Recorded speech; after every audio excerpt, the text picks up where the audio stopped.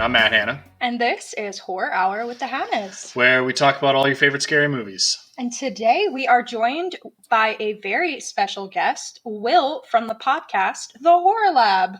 Hey guys. Welcome. Yeah. Tell us about yourself. Oh, this is the worst. I know. I am a guy who hosts a horror movie podcast, co-hosts with co-host who's not here, The Horror Lab. Love scary movies. I guess I should tell you important stuff, right? I'm married, got 3 kiddos. I'm getting old. I've got a dog. I've got chickens and ducks. Oh my God. Yeah. Hannah's biggest fear. It's bad. My wife's biggest fear too, until she got them. And then that was that. She loves them now. Oh. I just want to eat them. So yeah. Love scary movies. Love everything related to horror. Have for my whole life, as far back as I can remember. And I'm really glad can our listeners find you? Spotify, Apple Podcasts seem to be the 2 biggest ones. A lot of the other ones have disappeared. Like Stitcher doesn't exist anymore. You can find us on Amazon Music if that's your thing. I don't know a whole lot of people that do. Pandora, I guess. I think that's it. Social media at Horror Lab Pod, pretty much for everything. Twitter, X, whatever you call it, Instagram, and Facebook. Yeah, there we go. That's pretty much all of it. Perfect. I'm still stuck on this chickens thing because birds are one of my biggest fears. So I think I would pass away if Matt brought home a chicken. I grew up in New York City, so chickens were not anything you didn't find outside of you didn't find them outside of a grocery store. Already ready to be eaten. And yeah. My wife is like, hey, let's get chickens. And I said, well, maybe not. And then she just ordered them. So oh my God, we compromised and I did what she did. And that was that. Healthy marriages do. Yeah, for sure. So Hannah, tell us what we're covering today. So today we are discussing Split. Split is a 2016 horror thriller film directed and produced by M. Night Shyamalan and starring James McAvoy and Anya Taylor-Joy. Did you say James McAvoy? Oh, wait. That is his name? McAvoy, my bad. Whatever. I was like, who is that? That's funny. Okay, sorry, I didn't practice No, ahead you're of time. fine, you're fine. I just man's name. I was like, I get confused. All right. All right, good start. Mr. Tumnus. Yes. Yeah, wow, he is. What's the name of that movie again? Oh, that's true. Yeah, Chronicles of Narnia. That's right. That's right. Together. So let's get into our experience or expectations of this movie. So I know Matt and we saw it in theaters. Weirdly, we did see it in theaters. Yeah, I'm pretty sure. And going in, we had no idea it was a sequel to Unbreakable. Well, you've never even seen Unbreakable. Yeah, I don't think I've seen know the what thing that either. was. So I kind of like to treat that it wasn't a sequel to Unbreakable anyway. So I agree. And I remember really liking the trailers and being like pretty hyped to see this. I think that's why we saw it in theaters. And I will say I walked out. Actually, I enjoyed it a lot the first time I saw it. So I did not feel that way. So like when this came out, like we were still in college, in undergrad, and I was studying psych, and then I went on and got my master's in rehabilitation and mental health counseling, and now I work in mental health. So I don't think my opinion of the movie has changed that much over time, honestly, because I've been kind of butthurt with it since I first saw it. What about you, Will? How did you know that going in the first time you saw it? I definitely didn't. And we watched it after it had already been released to streaming. So like Matt, I had no idea of the Unbreakable tie-in. I liked Unbreakable as a movie, but I didn't quite. I may be one of the few people that didn't appreciate the twist ending there. I felt like it was a little contrived. Didn't need it. From a mental health standpoint, I also work in the mental health field, have degrees and such, and I like the movie. I hated the mental health component of the movie. Yeah. My wife, who is also a therapist, really hated the mental health component of the movie. Mm-hmm. And we can talk about her, like our specific thoughts on that, because it is a little odd. I feel like. So I had no expectations going into the movie. I had no idea what the movie was about. I was a little annoyed with M. Night because I generally am, but overall, I thought it was fine. Yes, I thought it was fine. It wasn't terrible. Yeah, I feel that. I feel like as a film, there's a lot that I like that it's doing, and I liked the first time. But like going into this watch through, I knew I'd be PO'd, and I was PO'd. So I want to just kind of get that all out in the open before we get into the rest, because it's just going to be like a lingering thing.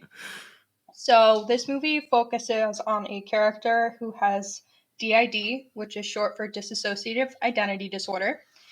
And there's some things that this movie does correctly, and there's a lot that it doesn't. So essentially, people who have DID, it's characterized by the presence of 2 or more distinct personality states.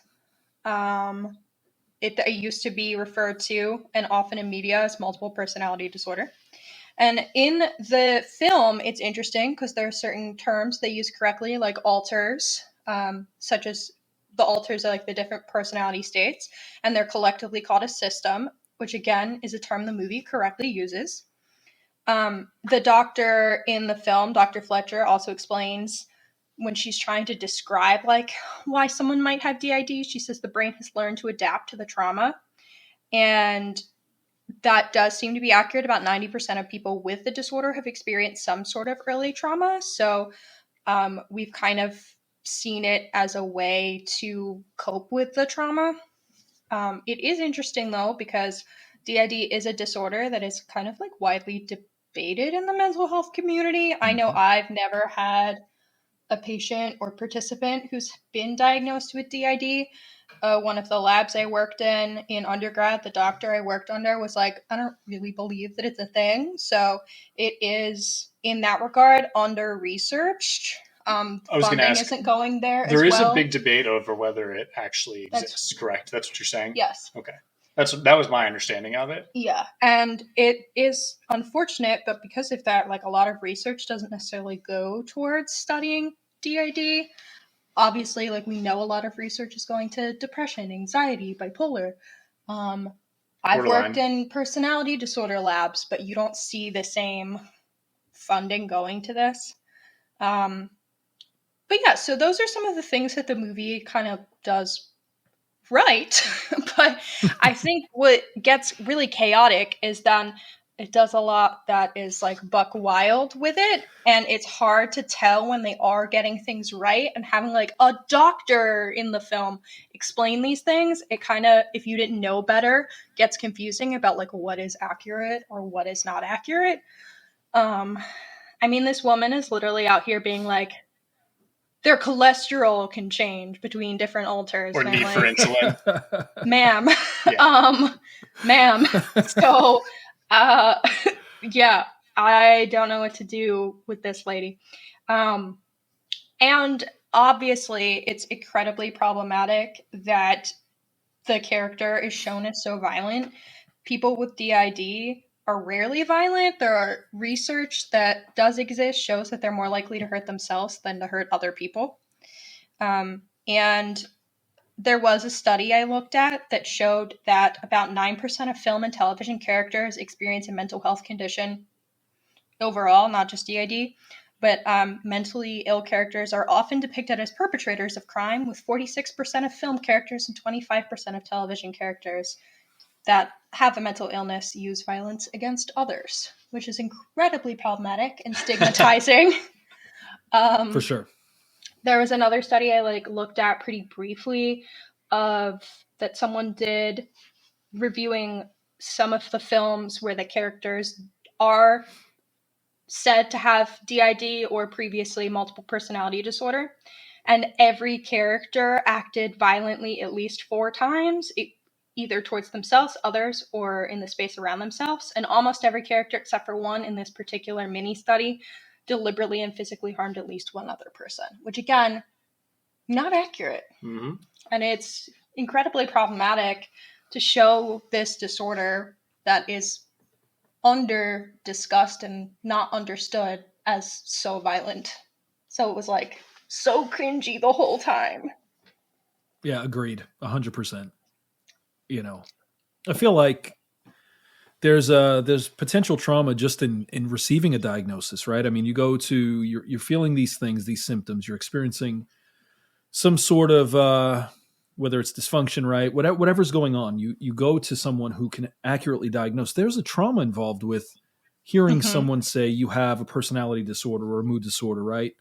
And then I feel like the movie just ignores all of that and just jumps to the most, I mean, DID is pretty extreme, right? In terms of diagnoses.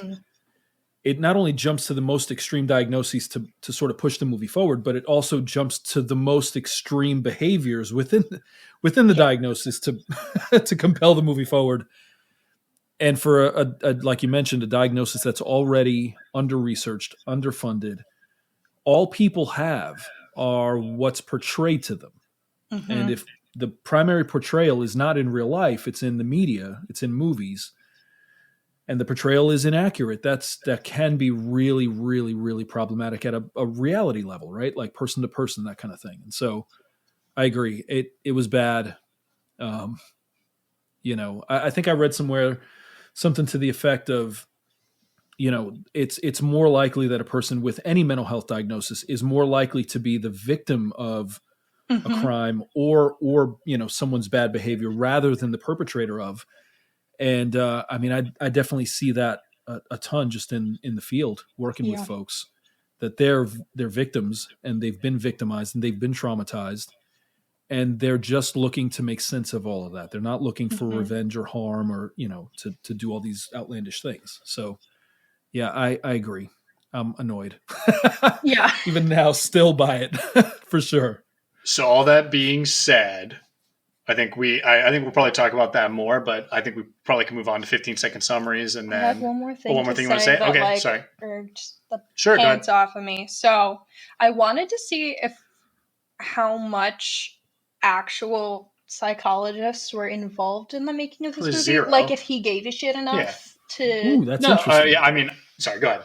Yeah, well, a lot of movies where they reference mental health, like they bring on someone to discuss the impact. Like 13 Reasons Why, they talked to a psychologist. They didn't listen to him. Yeah, true. Which is a whole other thing. That's a whole bad thing. Disgusting. Yep. But Shyamalan had reached out to a clinical psychologist named Bethany Brand, who was a professor. They met twice. And then crickets. And she later, after the trailer came out, was like, what the F? So she reached out to him and was like, do you plan to do anything to help the people that you are portraying as dangerous? He responded that he and Universal Pictures were interested in promoting information and support with those with DID. And then she was put in touch with Universal. And then nothing ever again. And clearly, like, I would not say in any way surrounding this film did I see any effort to portray correct information, put research in the right direction. He actually came out and said, we've had no issues from people that have seen the finished film, just zero, before it, like, came out for real. Oh, sir. It's because he was making a like bozo superhero movie. But it's like I know it's a problem. Do that, but maybe don't name it after a real. No, I think that's really fucked up. The way I get around this in my head is I go, oh, well, we don't really know if DID is actually a real thing. Maybe that's how he interpreted it too and just used it. The problem is it is like an actual debated diagnosis. It's in the DSM, so maybe just don't. Oh, I'm not saying, for sure. Yeah, no, I understand. I understand he what's the problem. He didn't portray the therapist in a great light either. She's dumb shit. Yeah, she seems to be super self-serving. Like, look at this discovery, almost like I'm going to change. I think that's on purpose, though. I don't think she's supposed to be seen in a good way. Which is, subversive a little bit. I feel like if you've got, if you've got a major mental health issue, the person who can help you is obviously in it for herself. Like I realize movies, they can't cover every twist and turn of a conversation, but man, it just felt like it was lacking in those areas. 100%. And it doesn't do great things for the field either when every therapist in film or television is shown as incompetent. Agreed. I agree. I think this is all so funny because I agree with everything you guys are saying. But it's also a dumb movie. So it's just... No, but I agree with everything you guys are saying. And then I'm going to say, yes, this is all true. And this like movie still kind of rocks. So I did like it as a movie. Like if you take away those components and it was just like, this fucking guy just think he's going to eat people. Okay. Yeah. Like, okay, great. Awesome. Let's do it. I'm telling you, if DID just wasn't an actual real thing, this movie would be like perfect. Oh, I agree. It's just like, for sure. I wish he made something up. Yeah, like it was like genetically modified or some like reverse Spider-Man bullshit. Like use the old term, use split personality or whatever. No, that would be bad. That's associated. Yeah. Okay. That would be too. But all right. Is there other stuff? You can complain about it more later. I was saying we should do our summaries and everything, and then I was trying to get it all out. No, there. I understand. So also James McAvoy. McAvoy. Damn it! I thought I said it right that time. He also didn't try and talk to anyone with the disorder either. Yeah, man, he's got actor brain.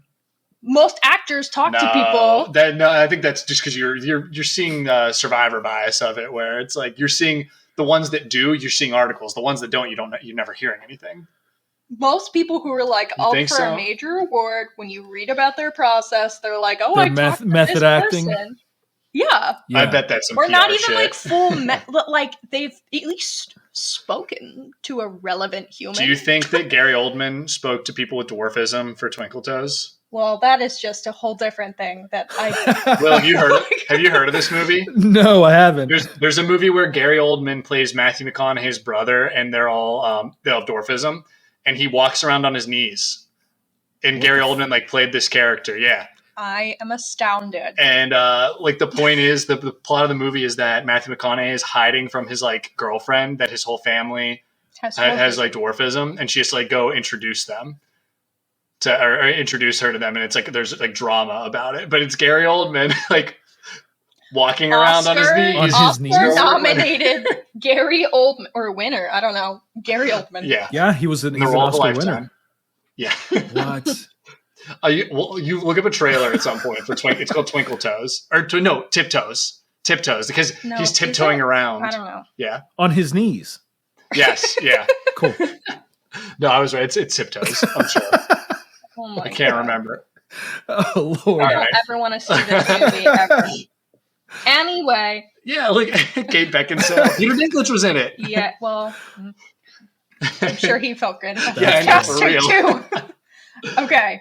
All right, you want to do 15 seconds? Yes, I think we're ready. Now that we've gotten all of that, tiptoes and all, off our chests. Matt, you're going first. I'm going first. I'm not ready at all for this one. I said it every time. Not emotionally prepared. Okay. Go. Girl is captured by a guy with multiple personalities, or 3 girls are captured, and he wants to eat them. And then she gets away because she's able to overcome her trauma and abuse to basically fight back. I don't know.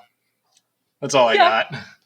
Well, that was 14 seconds. I'll take it. Congratulations. Thank you. I can go. Or do you want to make it, or whatever, that's fine. We'll give Will as much time as he needs to think. Are you ready? Mm-hmm. No. Right. Go ahead. M. Night is problematic, and James McAvoy does a really good performance despite how problematic everything else might be. True. Good work. You can time. I fucking hate this. Why did I come up with this bit? I think we're getting worse, too. We are getting worse. It's because I think we thought it through a little more before, and now we're just it's time. You're just on it, yeah. Yeah. All right, Will, you ready? Sure. As ready as you'll ever be. All right. Okay. 3, yeah. 2, 1, go. Guy has 23 personalities. James McAvoy shows 9 of those. Kidnaps 3 girls, eats 2 of them. 1 of them is spared. The movie ends. Yeah. I'm glad someone got the eating part in I've seen there. some of the eating people. He did, yeah. All right. He And does now eat you the guys- girls, right? I'm not like, he did Yeah, eat no, them. he does. He They does show eat him them. He eats part of them. actively snacking Yeah, he's part of on them. the one. Yeah. Okay. Yeah. He's- Active snackage in her abdomen. And the DID allows him to digest full bodies because Yeah. That's it. the one with the diabetes is gonna be fucked after eating a whole person. you know? That's true. shit. Yeah. I mean, imagine the carbs. yeah. Good God. Oh, All right. Lord. That's our full description. I'm gonna give full description now, so bear with me, Will, while I read this. Oh, you're good. You're good. I tried my best to keep this one short, as I always say, but You never do a great job. I'm a speed read. This one was this plot is all over the place, It is all over which the is place. good. I mean, there's a lot of flashbacks, and you learn information, and there's no good way to present it in written form. Yeah, that's That true. isn't a book. All So right, well, go for it. I'm gonna hit it. All right, ready? Kevin Wendell Crumb, a man struggling with DID, rooted in history of child abuse and abandonment, has been managing to live with 23 identities known as alters for several years with the help of his therapist, Dr. Karen Fletcher. The most dominant of the alters, Barry, has been in control of deciding which personalities get to control Kevin's body, and lately he has not allowed Dennis or Patricia to have a turn due to their belief in a mysterious entity called the Beast, who plans to rid the world of the impure. Dr. Fletcher is concerned when she realizes that Dennis has been impersonating Barry during their sessions after questioning him about an incident where Dennis had been left disturbed when two teenage girls had placed his hands on their breasts while drunk. Just outside Philadelphia, Dennis kidnaps 3 girls, Claire, Casey, and Marcia. When they are waiting in the car of Claire's father to get driven home from the birthday party, he imprisons the girls in a secret underground lair beneath the Philadelphia Zoo, where they meet Patricia, who protects the girls from Dennis to save them for the Beast. And excuse me, and a 9-year-old boy, the alternate Hedwig, revealed to be the true dominant alter who controls who gets to be in the body, who Patricia and Dennis are manipulating to shut out of the other alters. The girl tries to escape by going through the vents, manipulating Kevin's alters, and communicating with another individual via walkie-talkie, but all of their attempts end in failure. Dr. Fletcher goes to the zoo to talk to Dennis when he claims to have made contact with the Beast, a yet-to-manifest 24th personality. But she discovers Claire, so Dennis incapacitates the doctor and locks her up. Then he goes to a train station and boards an empty train car where the Beast takes over. The Beast, who displays enhanced strength and animalistic tendencies, returns to his lair, thanks to Dr. Fletcher for her help, and crushes her to death. He savagely feeds upon and kills Claire and Marcia before approaching Casey, but she calls out Kevin's full name, which brings forth his original personality. Upon learning of the situation, realizing that he has not been in control of his own body for 2 years, the horrified Kevin begs Casey to kill him with a shotgun he has hidden. This prompts all 24 personalities to fight for control, with Patricia being the victor. She tells Casey that Kevin has been made to sleep far away and will not awaken now, even if his name is called. When Patricia returns control to the Beast, Casey retrieves the shotgun and box of cartridges and escapes into a tunnel. She manages to shoot the Beast twice before running out of ammo, but he only sustains minor wounds. He moves closer to murder her, but he stops when he sees scars across her abdomen and chest from self-harm, which is related to her having been abused by her uncle and legal guardian, both before and after her father's death. Because she is pure, the Beast spares Casey's life, and she is rescued the next morning by the police, where it is alluded that she turns in her uncle. In another hideout, Dennis, Patricia, and Hedwig discuss the power of the Beast and their plans to change the world. And that's the movie. Sorry. And then we get a dumb little Unbreakable cut. Yep. So That was that's pretty it. thorough. That was thorough. I'm trying. They like covered It a lot isn't. of It isn't. They ground. don't talk about the flashbacks at all. There's all these. Oh, Some of the that's best true. scenes in the movie are the flashbacks to the hunting trip with the uncle. Oh, And by those are best hard. scenes, I mean like the most upsetting scenes. You know, Yeah. You agree? Hanna? Yeah. I feel like if you took random portions of this movie and stretched it out, you'd have a decent movie. Like he enters the the bus is the Beast, and like it's a good zombie movie kind of setup, right? Like, Yeah. but then you've got all of it mixed into one, and it leaves you a little dizzy. I Yeah. feel like. So I will say to step away from the plot of this movie, watching this reminded me how good of a director M. Night Shyamalan is. I will say, like, I forgot like how good he is. And I was like, you know what, like plot points about DID aside, like the way he sets up scenes, the way he moves the camera, I wrote that he consistently places the camera in the most evocative ways and like subliminally upsets you. And like it keeps your eyes and off of where you want to be looking. And it like, especially I think that opening scene where they're kidnapped is just like, it's scary because of the way he directs it. He directs the shit out of this movie.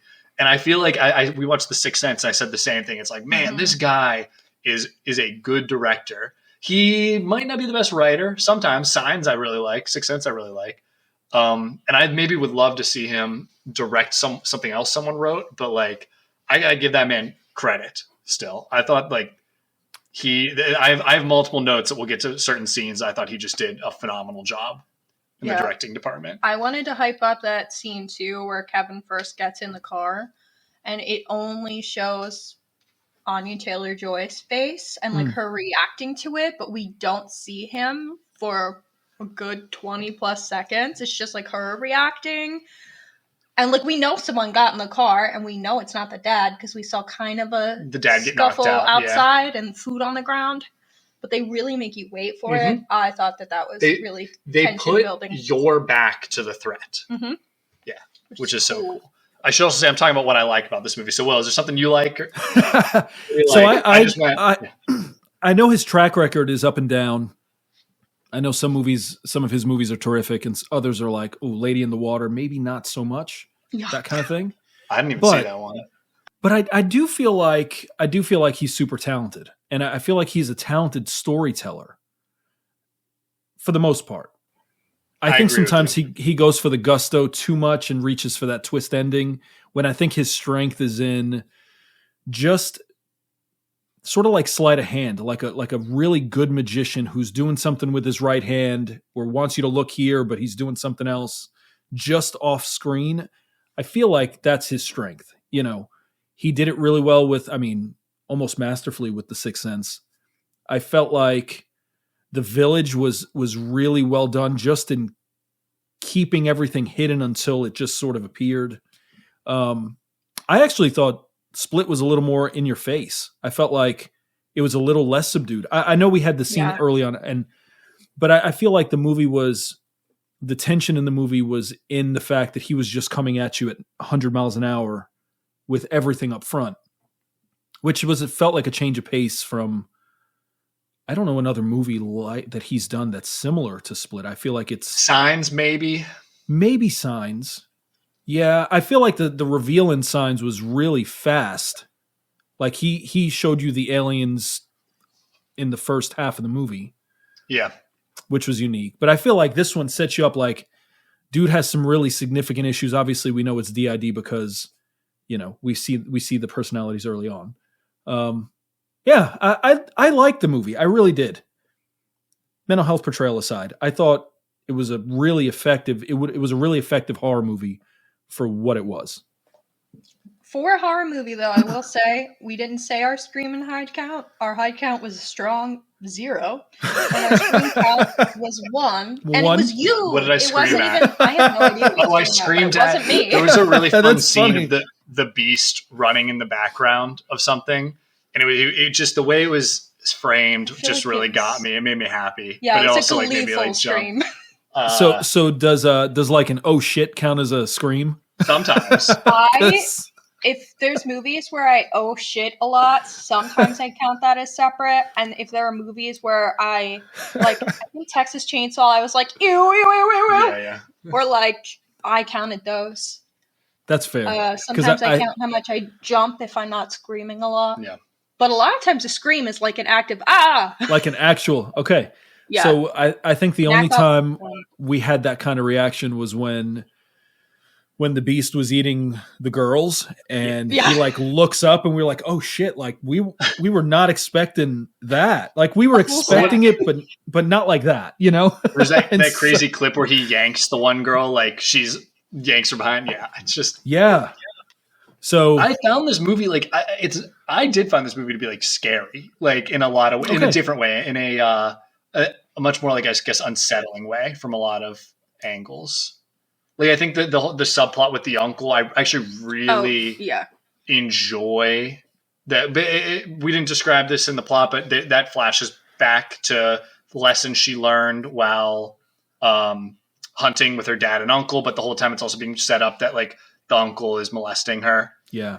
And it's real. And they also set up early that that like she has been dealing with some kind of abuse and has like learned to fight back from this abuse. But it's like really upsetting. And I think it's a interesting juxtaposition to what's happening in the movie, because I think you're also supposed to find her and Kevin to be parallels in a lot of ways, where like both are like children of abuse that have like gotten to where they are because of that trauma. And I think it is kind of like, up until that point, their trauma has defined both of them.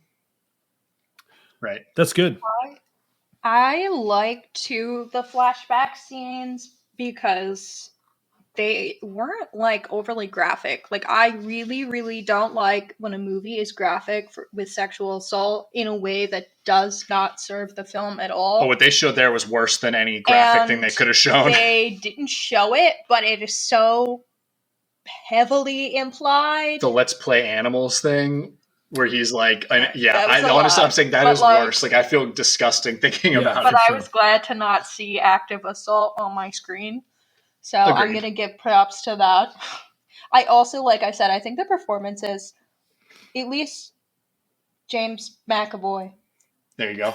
Yeah, I was also going to say that he's so silly in this, and it's actually phenomenal. They just kind of were like, here are the names, and they all have to be different. And one is a child. So go ahead. And he was like, thank you. Isn't Hedwig the name of the owl in Harry Potter? Yes. That's all I could think of, too. I was like, why is Hedwig? I thought so. Okay. I mean, I thought he did a great job. I was about to ask, did you like his performance? Yeah, I thought he did a great job. I think it's hard enough to do one role well, but to do... like 7? Yeah, to do, 7, 8, 9 roles and have to switch characters like midstream. That I thought it was really impressive. I'm not a huge James McAvoy fan. I don't know why. There's something about his overall like delivery that just maybe bores me a little bit. But I thought he was really, really, really good in this one.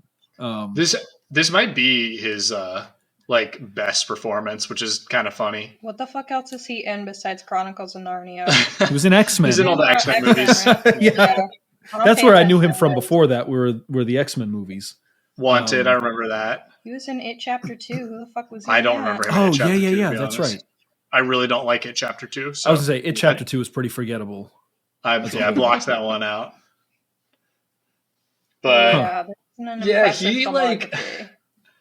I don't know. He clearly put his whole ass into this too, like, which I appreciate. His whole pussy into it. Yeah, he did. Yes, he did. And for that, I applaud him. I feel like I don't know. I feel like the movie is I really didn't like the Unbreakable tie-in at the end. I thought that was dumb as hell. Yeah, it felt super forced. Like, oh shit, what's Bruce Willis doing sitting there? Like, why is he there? But I feel like if there's any, I want to give M. Night credit because he is super talented. I feel like where Unbreakable was a superhero story, I feel like maybe Split was a villain origin story of sorts, which we don't get a whole lot of those. I mean, Marvel Cinematic Universe is all superhero origin stories, right? It's rare to see like, this is how this guy became whatever. It's also better than most origin stories. I agree. But let's just take another movie. Let's make a different movie, and then it is just the origin story. Yeah. Like, we don't have to follow that formula. Sorry. I know you're good. I liked it. I thought it was a good movie. I hated a lot of it, but Chris and I were recording earlier and we were talking about it. Like the new Exorcist movie, I loved it. I hated it though. Like I found it so annoying. Like what the fuck? Like poor Ellen Burstyn deserved so much better after 50 years of waiting for this movie to come her way. Like give me a break. But like, I watched it 4 times, so I'm fine. I felt like Split is that for me. Like it's really hate the vehicle by which the movie like moved forward, but I loved the movie. So whatever. I don't know if that makes me a pain in the ass, maybe. I get that. What I did, I was watching it and I kept going to Hanna. I was like, I'm sorry, this movie's really good. Yeah, because he knew that I was like, listen, I was like, her. this movie's really good. I was like, I'm just gonna ignore all the problems and then just like, like I liked That's it. what I'm saying. I Like, liked it. if it weren't using a real disorder, like we've discussed, It'd be great. It would be cool. Because like it is it's filmed well. Like we said, the acting is great. It is really, it's good at building tension. You know what I realized? He didn't even do his bullshit. There was no twist in this other than the Unbreakable he was thing. saying Sorry, That's right. I just like earlier, I know. I know you said it, but I'm like thinking about it. It is very different. I was gonna say, and I think when he's not focused on that, like you were saying before, he is a very good like. He's a good storyteller, but specifically, I think a very good like emotional storyteller. And I think definitely looking at the signs and the Sixth Sense, and it's like, homie, just do that. Mm-hmm. Like, you don't even need to make a horror movie. Like, give us a drama. Like, you could.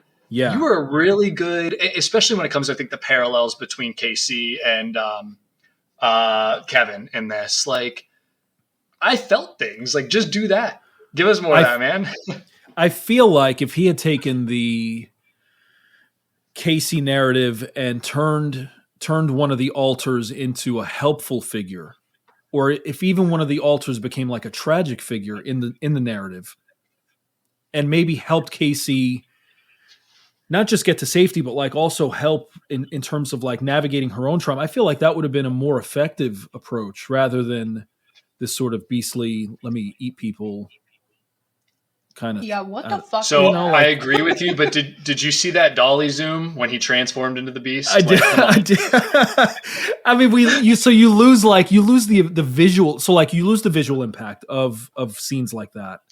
But I feel like his best movies, like The Sixth Sense, it's just a masterpiece because the horror elements, even though it's a scary movie, the horror elements feel secondary to the emotional elements of the movie. Mm-hmm. And that's the way. Like, to me, for him, he's got something to say outside of like, here's a twist ending and like some stupid shit. Like, he's got legitimate things to say. And I think the best horror movies really say those things well. Like, they focus on that and they say it well. And I feel like this movie was almost there and then turned in a different direction. Yeah. Luckily, he's young. Still loved it. I know. Yeah, we can still get so much slop and maybe a masterpiece from him. And the dude's he's got enough money to retire 50 times over, and he's just gonna do his thing. I feel like I had a full turnaround on him. I feel like I'm on the bell curve, like like the memes, the IQ bell curve, where it's like the low IQ is that M. Night Shyamalan's a really good director, and then the average person is that M. Night Shyamalan sucks, and then the high IQ is M. Night Shyamalan's a really good director. I'm somewhere on the one end of those, either the low high IQ or the high IQ. But M. Night Shyamalan rocks. Sure even his slop is good. I'm sorry. Even like fucking Devil is kind of good. Oh, Devil was so bad. But it's so fun. But that's the thing. Like, I agree with you. It's the, I don't know. He makes movies that like, what was the one with the old age? What was it? Old? Is that what's called? Turns you old. What the fuck? Like, this doesn't even make sense. Like, I feel like he tried to come. Oh no! I was like, I'm never going to get those 90 minutes back. I feel like he makes me lose my mind though, because like I said, one point in my life I was like, no, this guy. At one point I thought he was cool, and then one point I was like, he sucks, and now I'm back to like, you know what? He's good. So his newer one, what is it? Knock at the Cabin or Knock on the Door or something like that. That was really good. Knock at the Cabin, yeah. I thought that was. I liked it. I liked it. I don't like it as much as Split, but I did enjoy. Okay. I don't know. I just think he's got some chops. And agreed. He's got the sauce. When he's on it, he's on it. But then he's got this weird thing where he's like, fuck that. I'm going to do something else. And it just is like, no, go back to what you were doing. He can't get out of his own way. He can't. But he also swings for the fences, which is like very admirable. And like, sometimes I like a movie that swings hard and misses. That's fair. I feel that way. We talked about like Us compared to Get Out, like the movie Us. Yeah. I know that movie has like a lot of flaws, but I love the swing it took, and sometimes I like rank it. I agree because of that. I think Us is a superior movie to Get Out.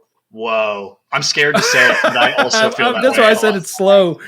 I liked Get Out for the singular message it was trying to get across, but I felt like Us was riskier in that it expanded that idea and really tackled some larger concepts. So I felt like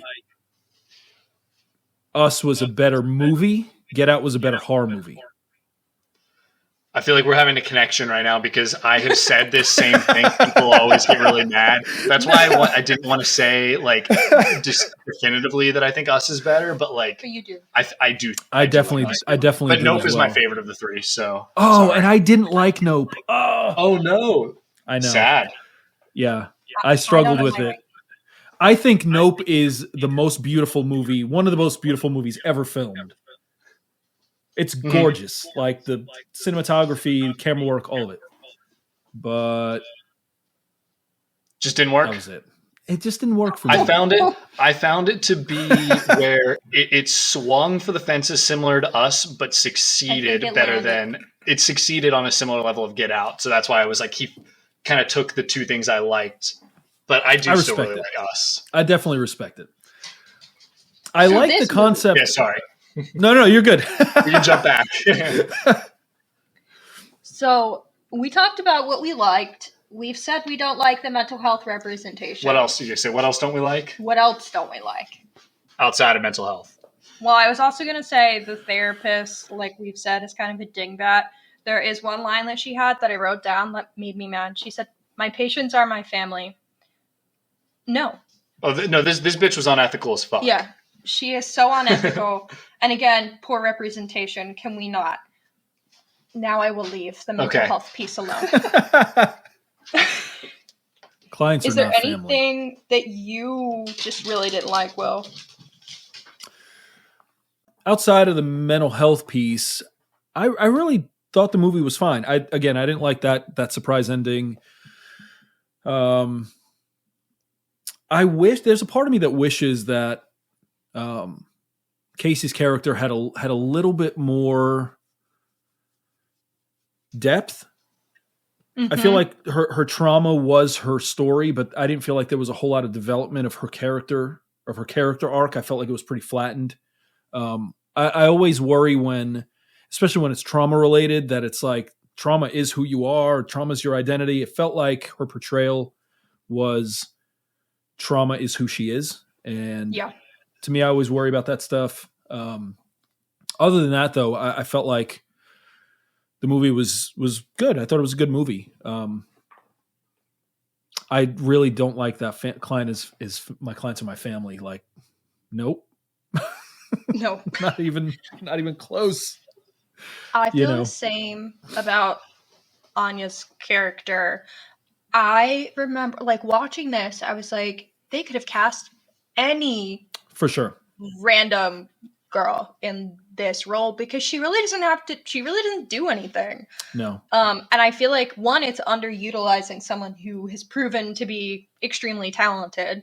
Yep. And two, I just think that there's not enough layer in this character. There's no personality, like you said, outside the trauma, and that makes it boring and also a little icky. Well, I have things to rebuttal on that trauma thing, but I kind of want to save that for themes, unless you guys. So if you have more bad things you want to say about the movie, I think I shit on it enough. I don't think I'm going to complain that much. It has the pitfalls of some M. Night movies, but it also has the highs of many M. Night movies, and I had a fun time with it. Oh, I have a question. Like a real did he make a cameo appearance in the movie? He did. He did. Yes. I missed it. Forget where. He was showing the security footage outside of the therapist's office. Oh, I definitely missed it. And he had the wings or whatever, and I forget. They made a joke about him eating like garbage or her eating like garbage. I can't remember. He works in the therapist building, definitely. Yep. Okay. Because I remember getting to the end thinking, where the hell was M. Night? Like, I didn't see him. Yeah, Leo pointed memed. And it came up. That's funny. He can kind of act, too, which is also funny. That's true. He is a pretty decent actor. For his bit roles. It's him and Scorsese. In Signs, I thought he was... I thought it was great in signs, Yeah. like this self-loathing sort of, brooding type. I thought it was good. Huh. All right. I'm not going to complain too much, but I got to say something about, I got to have a rebuttal to the trauma portion. Okay. Okay. Are you getting into themes now? Yes. Okay. I'm getting into themes. Do Is that it. okay? Yep. Okay. So my read on it is that you guys were talking about how like, oh, trauma defines you. The point is that the trauma shouldn't define you, and you need to like work to break out of that. And I would say that that's where the parallel changes, right? Kevin, his trauma did define him, right? And then the beast comes out because of that. Where with Casey, she's allowing it to define her until the end of the movie, where one, she's able to fight back against Kevin and like use what she's learned to get out of that. And then it's alluded to that she does turn in her uncle after all these years of like abuse. She decides to no longer let the trauma define her and like breaks away from the path like Kevin went on. And so I think I wrote is that like moral was you don't need to let it define you, and you can like, I kind of like the message of like, yeah, it's good for her to stand up against her abuser and like report her uncle. And that's kind of how I saw it. So, and I think it's the bad guy is the one saying, oh yeah, you're pure because you've had trauma. He's all about telling people, let your trauma define you, but he's the bad guy. You're not supposed to agree with him. So that's how I see it. What about you, Hannah? You disagree? I'm still processing. You got any thoughts, Will? I see it. I see it. This is where I feel like, yeah, Hannah, go say. I was going to say, I just don't feel like it's built to enough for me to get agreed. Agreed. I feel like it's a sort of an aside in the movie, as opposed to this like, again, her character arc is so flattened that it almost feels jolting to have her make the decision to report rather than using her character to sort of get that idea. Because I feel like that's an important idea, right? I mean, if you're someone who's been through abuse, who's been through trauma, and there's a real situation where you need to contact authorities or report, like I feel like that's a really important message to drive home throughout from the start of the movie to the end. I don't feel like it gets you there well enough. It gets you there at the end and it's like, oh, well, she goes, but it doesn't like realistically or at all show how that process can work. Does that make sense? Like, no, I agree. I feel like the beast is so aggressive in his portrayal, and then her character's so subdued that instead of being mirror images of one another, she just sort of, well, yeah, I'm going to, she's sort of I feel like that. I felt like she was passive, and then she just wasn't. So I don't know. I see it though. I agree with you in a sense. I just feel like they could have done more with that storyline to sort of really get us there. Yeah. No, I agree with that. And I think that's why I was like, I need to think about how to pose this, because I understand, and that's probably what he was going for. That's why that scene is there. That's what I feel like the flashbacks are for, is to like kind of show her, one, using things she's learned to fight back. But initially she doesn't fight back. She doesn't work with the other girls. And then by the end she is like fighting back. And I think I think it's more coming to terms with what had happened to her as part of those flashbacks is what allows her to fight back and then finally like turn on her uncle, which also, holy shit, the fact that her abusive uncle is her guardian after my skin is crawling. Yeah, for sure. I said those scenes are scarier than the horror scenes. Yeah, they were. Human monsters are bad. Human monsters are scarier than like made up shit for sure. Yeah. Yes. Yeah, then guys that can crawl on walls, Yeah. And not be penetrated by bullets. Jesus. This is like the best kind of superhero slop, actually. Like I take this superhero slop over most superhero slop. Come on. I struggle with superhero movies for sure. There are plenty that I like. I like the Batman. The last 10 to 15 the Batman, we've seen that sucked. But... The Batman was really good. Everything after was it really? I have not been happy with. But the Batman, have you seen it? That's fair. No, so we like what? We always get to it, and then we're like, but it's 3 hours long. Oh, it's worth it. And Watch it. Yeah. is it? Okay. All right. That's fair. It's good. Yeah, it's good. That's fair. That's all I'll say. I don't need to rant about it, but it's a lot of fun. Yeah. Okay. Also, it's really hard to see Robert Pattinson is not Edward Cullen. So use it to fuel your enjoyment, because we're big Pattinson fans. So okay. We have a picture of Robert Pattinson on our wall. Do you really? Yeah. It was a joke, but he's been up there for a couple years. That's funny. In a frame. It's like a art house photo of Robert Pattinson. That's funny. Themes. I don't have any other. That's themes. all I got. Sorry, I stole everyone's thunder. Like, trauma is cool. No, like not a superpower. Cool. Like, no, he's the bad guy. I'm saying, like, I understand, but so much of this movie, the therapist is literally saying, "Oh yeah, the therapist supernaturally gifted." The therapist is a kook, though, like 100% a kook, right? That's supposed to be the point. It's so uncomfy. Yeah. It's like mental health is a superpower question mark. I did write in my notes, poor Kevin frowny face, because I do feel really bad for him. Oh yeah. Especially like being abused by his mom, and the mom's abuse is like as a 3-year-old is what like led to these multiple personalities to help cope with that. Like maybe that would have been a cool story too. Just doing DID in a nicer light. Yeah, I agree. Yeah. These are different movies. I don't know that it would be as compelling, right? It'd be something completely different.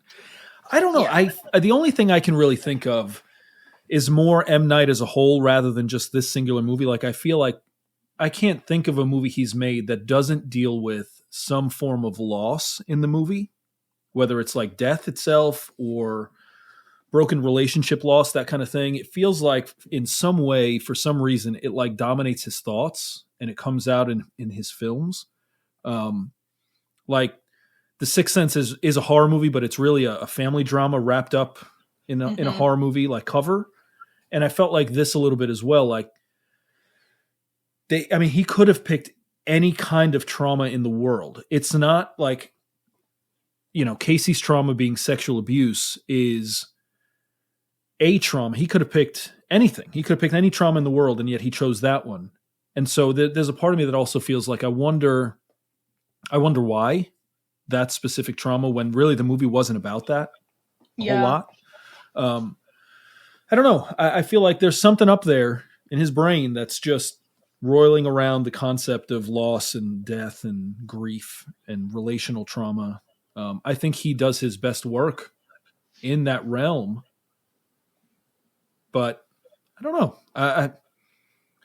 I didn't like the concept of trauma as superpower, or like something I really didn't like. My wife and I really, really struggle with just in horror movies as a whole, or movies as a whole, is the concept that strong female characters require trauma to be strong. Like, I feel like it's a nonstop trope that exists in just about every movie where you have this strong female lead who does amazing things. The backstory is always some trauma they've experienced. And it's like, why the fuck can't women be strong just because women are strong? Like, why do we need something? Do you see what I'm saying? Like, yes, can you tell them? Does that make sense? And so I feel like that, I'm not saying he's trying to promote that message. It just is another movie in a long list of movies that present strength as the result of some deep-seated trauma that this character needs to work through. Like, make her badass because, like, she wants to live. Not because of anything else. Like, this fucking guy kidnapped her. She wants to live, and life is a motivator, not trauma. So, I don't know. That's my rant. That was the one thing I was like, oh, I hate this. I hate this part of it. Because, like, Anya Taylor-Joy, she's a badass actress. Like, strong actress. She can handle her, she can handle her own as a lead. She doesn't need help. And I feel like they sort of subverted that concept a little bit with, well, she's broken and she's bruised and she needs those broken bones and bruises and scars in order to be whole. I don't like that. You got to go watch The Menu then. Oh, it's on my list. Chris was talking to me about The Menu recently, and he really liked it. And I've got a list of movies that I'm like, I really, really got to get through sometime real soon. The Menu's fun. It's not like anything groundbreaking, but Ray Fiennes is really good. I had a lot of fun. He's always good. Yeah, you're right. He's always good, and so He's always good. But she is a strong woman in that, and I would say no trauma, other than being. Well, no, it's a spoiler. I won't say that. That's not trauma. Yeah, you can't say that. It is a fun ride through and through. I really, really enjoy that movie. Actually, I've watched it a couple times. Okay. I don't think I have anything else to say other than rate it. Yeah, I think we can get to our ratings, which this is hard for me because I have so many conflicting feelings. I know. I know. I've been the one saying I agree with the problems. However, yeah, I know you're gonna rate it. However, sometimes a movie just slaps, and like, what are you gonna do about That's it? fair. Other than the dumb as hell Unbreakable portion. But some people will also like that. Fine. I'm gonna give it. We're giving it. It's good. It's getting an 8 out of 10 for me. I knew you were giving it an 8. Woo! Yeah, I really enjoy this one a lot. Okay. I just like while watching, I'm just like smiling, like, yeah, this is a well-made movie. He's telling this story great, and I ignore the problems, kind of like how I ignore the problems with The Silence of the Lambs, because The Silence of the Lambs also rocks. Like it was fine. It was fine. There are some problems with it, but it was good. Here's what I said about The Silence of the Lambs that I'll repeat for Split. Oh my God. I am not using this movie to update or justify bigoted beliefs, so it's okay that I like it. Okay, sure, that's fair. I know better. I know that's not how DID is, so I'm allowed to enjoy it. Movies are like they're sort of like, I don't know. They're set in their context, right? So like The Silence of the Lambs being filmed in 90. Yeah. The conversation surrounding so much of that stuff was so different than it is now. Yeah. It's not an excuse. It's still terrible. But I get it for sure. I agree with you. Sure. I do think it is. We should be conscious of it, and filmmakers should be conscious of it, because there are people that will use movies to justify like bigoted beliefs. For sure. But I can't control them.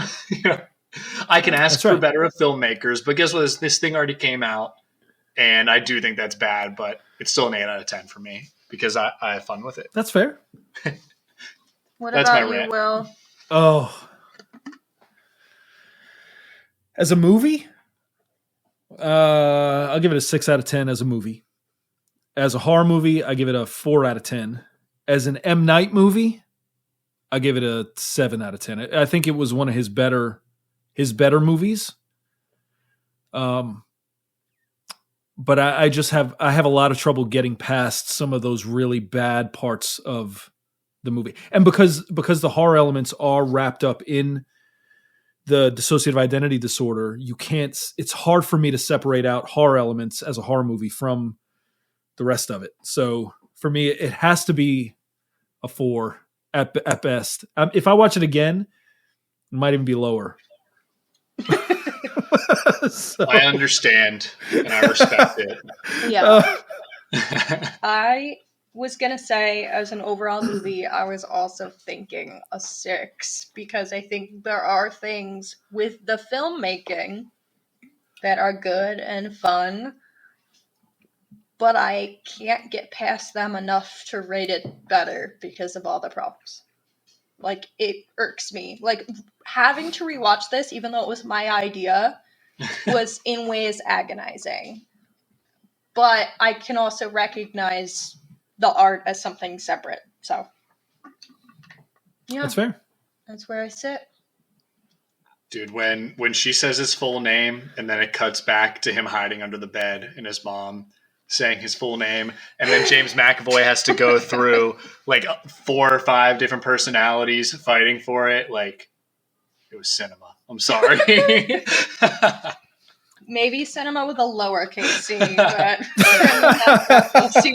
I know. I don't want to go to bats for this movie that hard, but like, I just sometimes a movie's it's just fun. Yeah. It was. I do think maybe I have a soft spot. I'm getting the soft spot for Shyamalan. Like, yeah. Oh, that's funny. I don't know where it came from, but it didn't used to be there. I used to kind of be a hater, and I think I love Signs and I love The Sixth Sense, and I realized I think when you start to realize like what his shtick is and what he's trying to do, something clicks, and it's just like, yeah. Well, watch it. Don't watch it. Don't watch it. Go in knowing that they're listen to our podcast and then decide whether to watch it. You know, I think I would say watch it, but feel free to turn it off. Yeah, I think had I not paid the first time and not been covering it for this podcast, I don't know if I could have done the whole thing. You wouldn't have made honestly. It?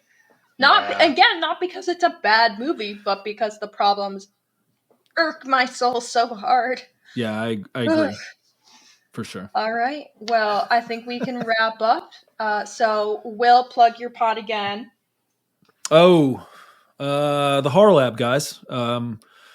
We dissect the best in horror mostly every week. Not recently, but we're getting back to it.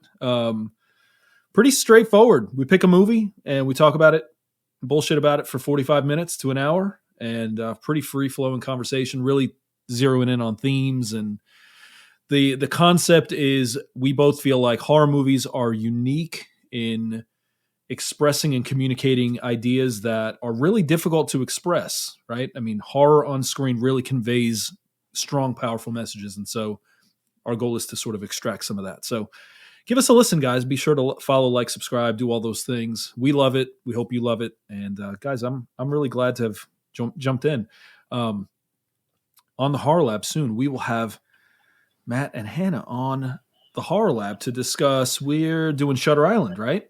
Yeah, which is one of my favorites. Terrific movie. So I'm excited. That's funny because it's a good movie, but like one of Scorsese's worst. I know. It is. I know. But it's so good. And it's also a movie that deals with mental health and some trauma, PTSD stuff, and all sorts of good stuff. So I'm really interested to dive into some of that. But yeah, guys, thanks for having me on. Thank you for joining us. Yeah, we was appreciate a fun the discussion. One. And I was glad to have someone who has like similar professional background for this one. That's why I suggested it, because I knew it would make a good discussion. So I was happy to have you on for that. And I enjoyed it. Even though you're in the minority here. I am fully understand and agree with the points. It's just you're just a stan. Sometimes it's tough. Can't help it. All right. Well, I'm Hanna. Oh, and I'm Matt Hanna. Thanks for joining. Bye, everyone. Bye.